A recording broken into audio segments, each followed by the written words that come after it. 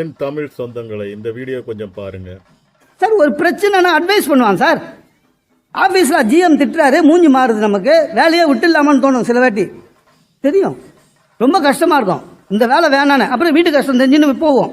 அம்மா சொல்லுவாங்க, என்னடா மூஞ்சி ஒரு மாதிரி இருக்குது அப்படின்னாங்க. இல்லைம்மா, ஜிஎம் திட்டாரு, ஒரு மாதிரி ஆயிடுச்சு, அசிங்கமானு அம்மா சொல்லுவாங்க. அந்த அம்மா பிரச்சனைக்கு தீர்வு சொல்கிறவங்க. நீ ஆச்சு உன் வேலையாச்சு தூக்கி போட்டு வர்றதானே அப்படின்வாங்க. அதான் அட்வைஸ். தூக்கி போட்டு வந்துட்டு பூவா. இப்போ நானும் அம்மாவும் பேசுறது வழக்கம் போல் ஒய்ஃபு ஓட்டு கேட்குறா. உள்ளே போனோன்னு என்ன அம்மா காதை காய்ச்சின்னு இருந்தீங்க? இல்லை ஜிஎம் திட்டினாரு. நீங்கள் என்ன பண்ணீங்க? என்ன பண்ணணும்? ஓங்கி ஒன்று போடுறதுன்னா உங்கள் வீரம்லாம் என்கிட்ட தான். ஜிஎம் அடிக்க முடியும்.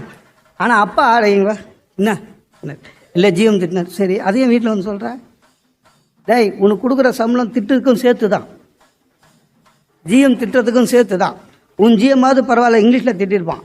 என் ஜிஎம் அந்த காலத்தில் தமிழ்லேயே கெட்ட கெட்ட வார்த்தையாக திட்டுவான். அதெல்லாம் சொல்லக்கூடாது. வேலை முக்கியம். இதுதான் அப்பா.